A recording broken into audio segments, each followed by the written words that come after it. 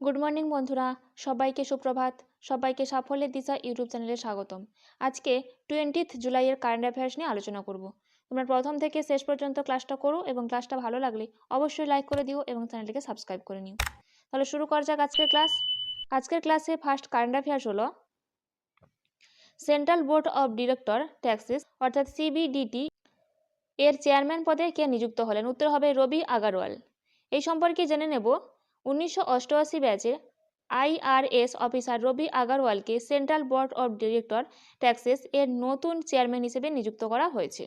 Next, কে Austrian Grand Prix formula 1 championship 2024 শিরোপা জিতেছে? উত্তর হবে জর্জ রাসেল। এই সম্পর্কে জেনে নেব George Russell British motorsports racing driver. দ্বিতীয় স্থান দখল করলো Austrian motorsports racing driver Oscar Piastri এবং তৃতীয় স্থান দখল করলো Spanish motorsports racing driver Carlos Sainz junior. Next, rim of the Pacific অনুশীলনে 29তম সংস্করণে অংশ নিতে ভারতীয় নৌবাহিনীর কোন জাহাজটি সম্প্রতি হাইওয়ের পার্ল হারবারে পৌঁছেছে? উত্তর হবে আইএনএস শিবালিক।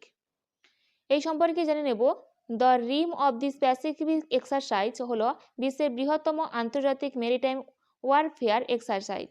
এটি হাওয়াইতে অনুষ্ঠিত হচ্ছে।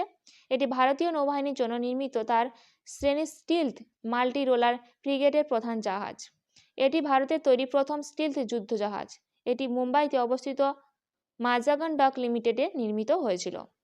নেক্সট, ইন্টারন্যাশনাল স্পেস স্টেশনকে ধ্বংস করতে কোন কোম্পানিকে নিয়োগ করল নাসা? উত্তর হবে স্পেস এক্স। এই সম্পর্কে জেনে নেব 1998 সালে যাত্রা করা আন্তর্জাতিক মহাকাশ স্টেশনের নেতৃত্বে রয়েছে মার্কিন যুক্তরাষ্ট্র এবং রাশিয়া। ইউরোপ, কানাডা এবং জাপান এখানে সহায়ক ভূমিকা পালন করে। এই মহাকাশ স্টেশনের জীবনকালীন শেষ হয়ে যাওয়ার পর নিরাপদে পৃথিবীতে নামিয়ে আনতে স্পেস এক্সকে ভাড়া করেছে মার্কিন মহাকাশ গবেষণা সংস্থা অর্থাৎ নাসা। এই স্পেস এক্স একটি বেসরকারি রকেট 430 টন ওজনে মহাকাশ স্টেশনকে কক্ষপথ থেকে সরিয়ে প্রশান্ত মহাসাগরে ফেলার জন্য বিশেষ যান তৈরি করবে। এই কাজের জন্য 84 কোটি 30 লাখ ডলারের চুক্তি করেছে নাসা। নেক্সট, 2024 সালের জুন মাসে কোন মহিলা থানা ISO 9001:2015 সার্টিফিকেশন অর্জন করেছে? উত্তর হবে ইটানগর মহিলা থানা। এই সম্পর্কে জেনে নেব ক্যাপিটাল পুলিশের অধীনে ইটানগরের মহিলা থানা ISO 9001:2015 সার্টিফিকেশন অর্জন করেছে। এই শংসাপত্রটি একটি উচ্চমানের ব্যবস্থা প্রতিষ্ঠা এবং বজায় রাখার জন্য বিশ্বব্যাপী স্বীকৃত। এটি নারী ও শিশুদের বিরুদ্ধে অপরাধ কার্যকরভাবে পরিচালনা করার জন্য স্টেশনের প্রতিশ্রুতি নির্দেশ করে। নেক্সট, সম্প্রতি সাঙ্গান অ্যাপ লঞ্চ করলো কে? উত্তর হবে আরপিএফ। এই আরপিএফ সম্প্রতি সাঙ্গান অ্যাপ লঞ্চ করেছে। এই সম্পর্কে জেনে নেব সম্প্রতি রেলওয়ে প্রোটেকশন ফোর্স অর্থাৎ আরপিএফ এর director general Manoj Yadav mobile application সাঙ্গান অ্যাপ চালু করেছে। এই FRPF এর টেক টিম দ্বারা ডিজাইন এবং ডেভেলপ করা হয়েছে। এটির লক্ষ্য হলো RIF কর্মীদের শিক্ষিত এবং ক্ষমতায়ন করা, নতুন এবং পুরনো উভয় ফৌজদারি আইনের বিধানগুলি বোঝার জন্য ব্যাপকভাবে তথ্য প্রদান করা। নেক্সট, কোন দেশ তার নতুন নোটে হলোগ্রাফিক প্রযুক্তি চালু করেছে? উত্তর হবে জাপান। এই জাপান তার নতুন নোটে হলোগ্রাফিক প্রযুক্তি চালু করেছে। এই সম্পর্কে জেনে নেব জাল নোটে রোধে জাপান তাদের নতুন নোটে অত্যাধুনিক হলোগ্রাফি প্রযুক্তি চালু করেছে। নোটগুলোতে থাকা ঐতিহাসিক ব্যক্তিত্বের প্রতিকৃতিগুলোতে এই অভিনব প্রযুক্তি ব্যবহার করা হয়েছে। ফলে এগুলোকে 3D চিত্রের মতো বিভিন্ন কোণ থেকে দেখা যাবে। 10,000 ইয়েনের নোটে থাকবে জাপানি পুঁজিবাদের জনক হিসেবে খ্যাত ইচি শিবুসাওয়ার এর প্রতিকৃতি। 5,000 ইয়েনের নোটে স্থান পাবে নারী অধিকার আন্দোলনের প্রবক্তা শিক্ষাবিদ উমেকো সুদার এর ছবি।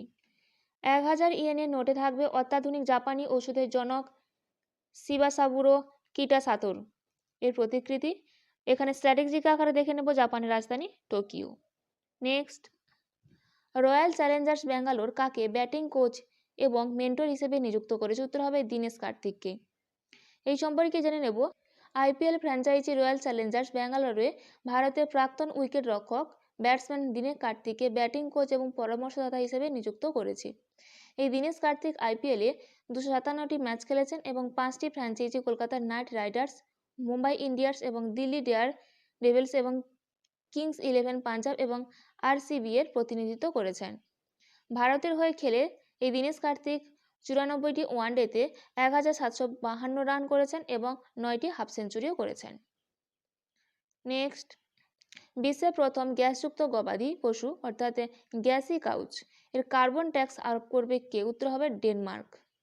এই সম্পর্কে জেনে নেব, ডেনমার্ক শক্তিশালী গ্রিনহাউস গ্যাস মিথেনকে লক্ষ্য করে পশু সম্পদ নির্গমনের ওপর কার্বন থেকে আরোপকারী প্রথম দেশ হয়ে উঠেছে। এই অগ্রণী উদ্যোগের লক্ষ্য গ্রিনহাউস গ্যাস নির্গমন উল্লেখযোগ্যভাবে হ্রাস করা এবং অন্যান্য দেশগুলিকে অনুসরণ করতে অনুপ্রাণিত করা।